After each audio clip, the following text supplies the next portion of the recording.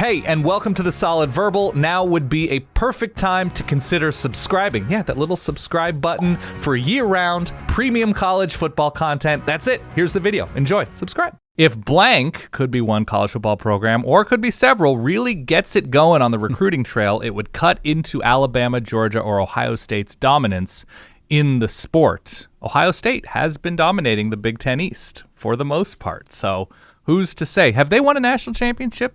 In a little, it's been a minute, right? Been a minute. Ohio State, they've dominated the recruiting trail in a way that 99.9% of the sport has not. But have they won a national championship since the inaugural college football playoff? Am I forgetting one? Yeah, it's been a while. Okay. The Zeke Elliott over Oregon, just incredible performance, especially on that defense. Okay, I'm just wondering, is there that program or programs that you say, okay, what Alabama is doing, obviously Texas A&M did it this past year, has not gotten it done on the field, hasn't gotten the results to cut into the on-field dominance, but certainly if a program could recruit like Texas A&M just did consistently, it seems like it would result in results. Who's that program? Who are those programs that you're like, okay, if this 1 to 3 grouping of teams were generating top 3 classes most years, we could see that taking a toll on Alabama, Georgia, Ohio State, maybe to a lesser extent. Yeah, Clemson. it's a tricky question for 2 reasons. The first is that this group of teams, in order to be eligible for the answer of this question, must have underperformed on some level over the last decade or so, right? That's how I read it. And then secondly, the team at least has to be in some strategic region so that it could affect a Georgia, and Ohio State, and Alabama. Those 3 programs, by the way, are somewhat unique in that they've grown to a level where they can truly recruit nationally.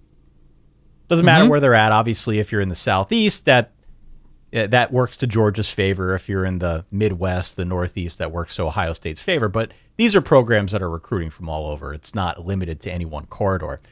So for that reason, the most obvious answer for me was Florida State.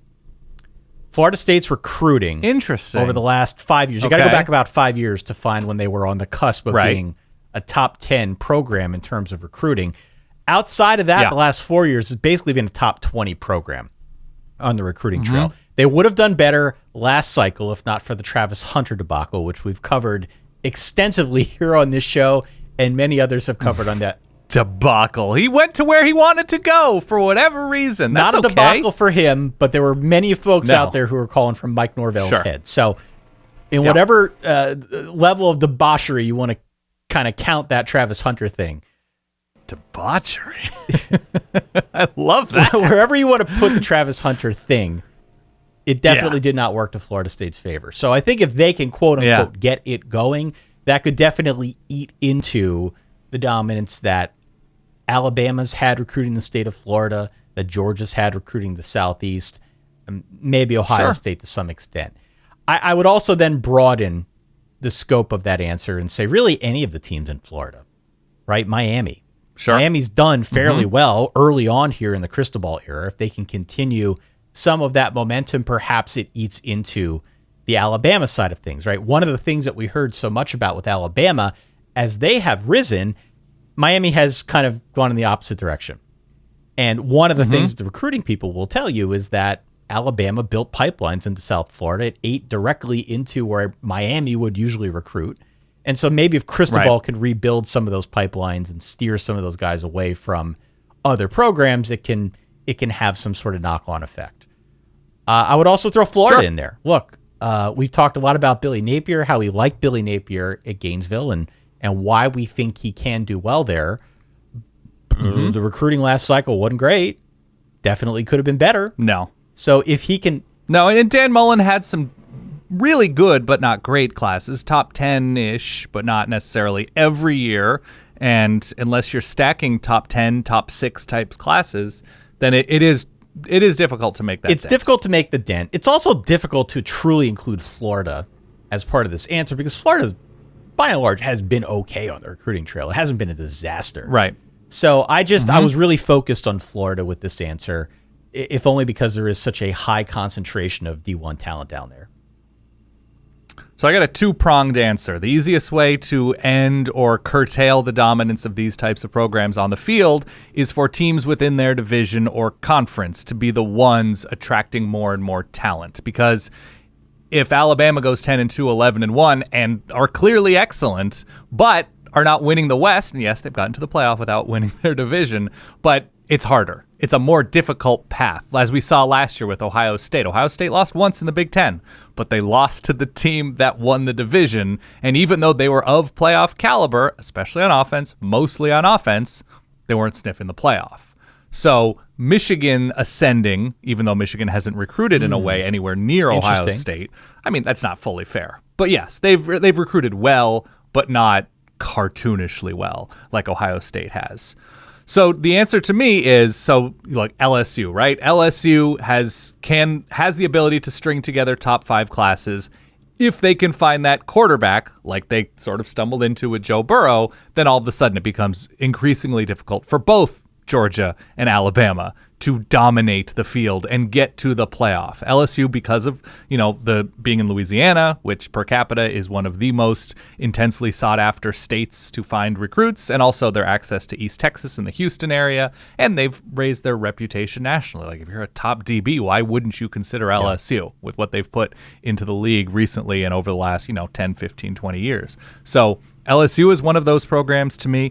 Tennessee could potentially, especially if they are able to continue finding quarterbacks to run that sort of exciting type of offense, because as we're seeing, the teams that attract the best receivers tend to find themselves in those January situations, right? That they have those types of game breakers that no matter how well you scheme, if you can't stay in front of Devontae Smith, if you can't stay in front of Jermaine Burton, if you can't stay in front of Jerry Jeudy or whoever, doesn't matter.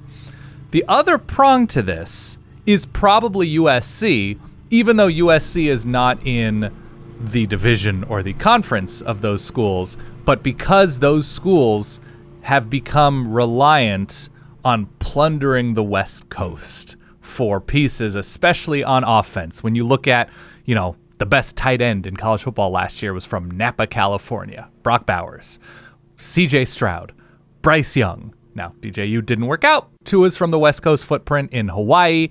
And so when those schools are able to start filling in spots with West Coast talent, West Coast quarterbacks, and Ohio State going to, I think, the state of Washington, they've gotten receivers from there. The number 1 overall player, defensive lineman, JT Tuamalu, is from Washington. When those schools are able to go into the backyard of USC, Oregon, Washington, Stanford, Arizona State, whoever.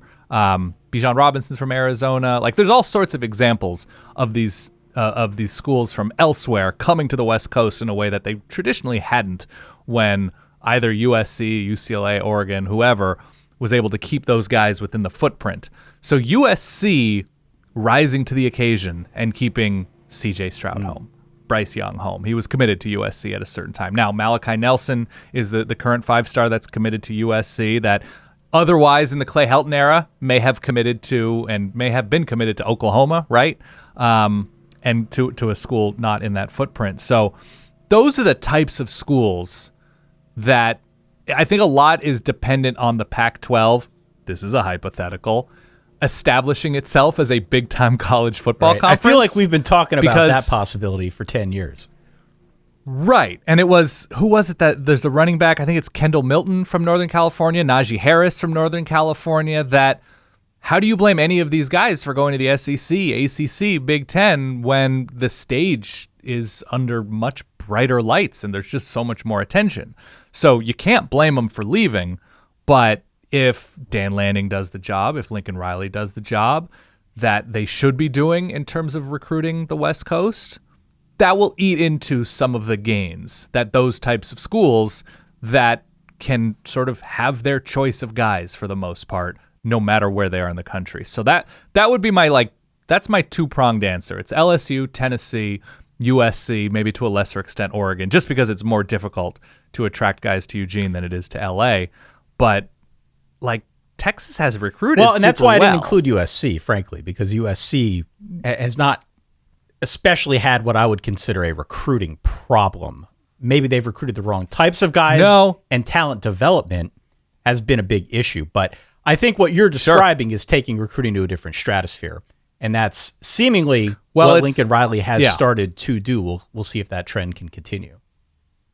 Yeah, no, and it really is eating into the dominance along the lines of scrimmage. Ohio State and Alabama, Georgia have done such a good job recruiting offensive and defensive linemen, and you're just not going to get that in the West Coast footprint.